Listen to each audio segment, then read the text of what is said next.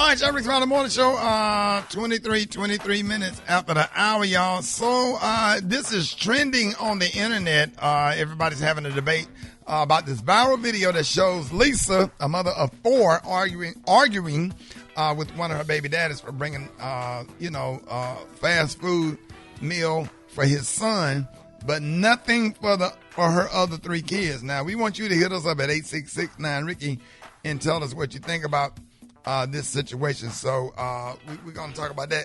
Gary, what are your thoughts? Oh, Rickey, we had this discussion, me and something. That is a very touchy subject. Because Why so touchy? Because, Rickey, my thing is, okay, she has four kids. Now, one of the kids' dad will come out with bought food for his child, but didn't buy nothing for the other kids. Now, technically, he didn't have to buy nothing for those other kids because he had that one kid. Right. But moralistically, if that a word is, if that's a word, morally, he should have bought all those kids some food. Because, if those kids grow up and they see your daddy bringing you something and my daddy ain't bringing nothing, now we hating you as a child and as an adult because your daddy always did something for you, but our daddy didn't do nothing for us. I was in a situation, I knew some people that was in a situation like that where the kids, honey, they had separate dads. And one of the kids would go with his dad and the other one, daddy never came to get him. And it was a situation, and it just was not a good look. And, and it's a sad situation. But with her hollering about she going to take the food and throw it away because, honey, he didn't bring kids food for all the other doggone kids. No, I mean, I could really go into the whole thing, but I know I don't have all the time to talk. But it's a spooky situation. Brett, what are your thoughts? Man, I think you got to get something for all the kids. If you're not going to get a Happy Meal for all the kids, then get just a big meal for everybody because it's just going to cause problems. And the other kids going to hate on the one kid. And you just don't want your kid to grow up having those type of issues with his siblings, his or her siblings. All right, Special K. He should have brought over a pack of ground beef and 8 hot dog buns with ketchup and mustard and let that mama make, burgers for all them children. Eva. He should have definitely brought some for all the kids, but if he didn't, it is still fine. He's a father of that child, and he made it a priority to be there and bring something for that child. You can't knock that man for that, and she was wrong. Rob. Yeah, man, he brought up a couple good points because he's like, listen, just bring my child out with me. He can eat with me in the car. I can spend some time with him. And she said, here's the point that really threw me off. She said, you knew what you were getting into and what you signed up for, by getting with me. He said, No, I didn't. No. He was honest. He said, no, I didn't. Because if I would have known this, I wouldn't even done it. Right. One thing about it, you have to be real careful how you treat kids because as you get older, the one that you bought the McDonald's for might be the very one that'll put you in the nursing home. And one of the ones that's not yours might be the one that'll open up his heart in his home and never forget what you did for him. That's right. And take you in because one thing about it, you know where you've been, but you don't know where you're going. And we have to be mindful how we treat other kids in relationships like that because I ain't never, my sister's dad, my dad died when I was 6. My mom got with Robert. And Robert never came to pick up my sister and didn't take me. Only thing I can hear him, and we just buried him, God rest his soul. We just buried him this year.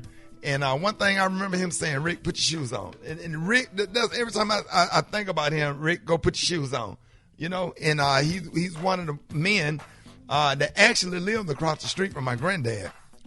So I grew up with Robert, and he never made a difference. And anything that he ever needed, and he would never take anything. I say, hey, do you need something? I would give my sister stuff to give to him and buy for him or whatever. But if he needed somewhere to go or needed somewhere to stay or anything I could have done for him, if I was asked, I would have done it because that's what he meant to me. And he never made a difference between the two of us. And I just never forgot it.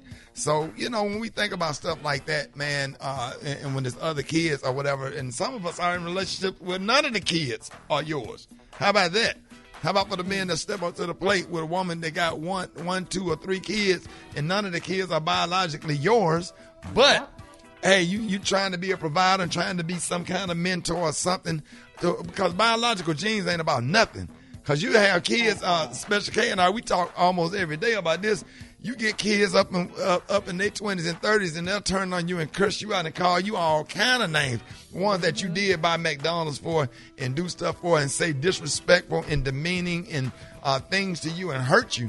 And then ones that, and I'm talking about, for example, for real, and ones that are not biologically yours to be respectful in everything. De-essence, they should put De-essence picture, my oldest daughter, up by being respectful, and she has a biological dad, and we've been together for 24 years. 24 years, put her all the way through college, and everything is yes, sir, no, sir, yes, Dad, I understand. Training. Very, very, very respectful. Very respectful. One of the most, and Terrell and all of the other nieces, and Melissa and Twan that work up here with us, nieces and nephews that very respectful and loving and kind, will give you and do anything for you that's not biologically yours. Preach. And you got them very ones that came from your body that look just like you and would be disrespectful, say things, say hurtful things, and be toxic as hell. So it's all about, it just takes something for all the damn kids, because it be that very one sitting over there in that little corner with his nose running with them silver caps. The one Special K be talking about, them be the one that goes to the NFL. Yeah, the one with the little red stains on his onesie. He be taking off his own diaper and trying to put on another one. Hey, I'll give you another example of that. Shaquille O'Neal. That's right. Look at that. There you go. His stepdad was in the military and raised him. Shaq became a multi-millionaire, and think the world of this man. Look at Tyler Perry. He wrote a song. He said Phil is his father because his biological didn't bother. Come on now. Let's go to the phone. What are your thoughts? I believe that Lisa most definitely, it's her responsibility. I see lashes, lace, nails, weave, all those things. And for those people who are saying that it is his responsibility to feed all 4 of her children, that's not correct, because he has one child there. And at the end of the day, we don't know what his financial situation is. So stop having children that you cannot take care of, because ultimately your children are your responsibility.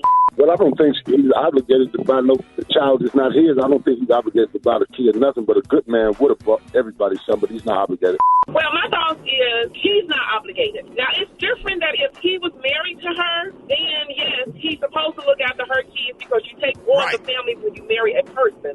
But if he's just the father of one of her kids, no, he's not obligated to buy them something to eat. So their father's supposed to look after their children. So no, I don't feel like he's obligated.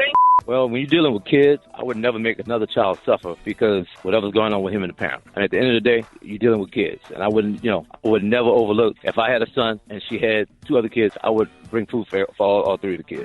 My thought is he's going right by his son, bringing his son something to eat. And if she felt like the rest of the kids was hungry, she should have asked him in a nice way, can you bring the other kids some burgers? You got your nails done in the video. You say you get stamps. You got 4 kids. I know you get about 700. What you doing, Poppin' Spain? Why are these kids hungry? Now, that's a good point, man. It's about how you talk. Right. As well. You're not entitled. Come on now. You're not entitled. Hey, can you get something for all the kids or whatever? I'll pay you back or something. Because you get to high school and your kids' teeth straight and the other kids in the 9th grade got silver caps. And then they take a family.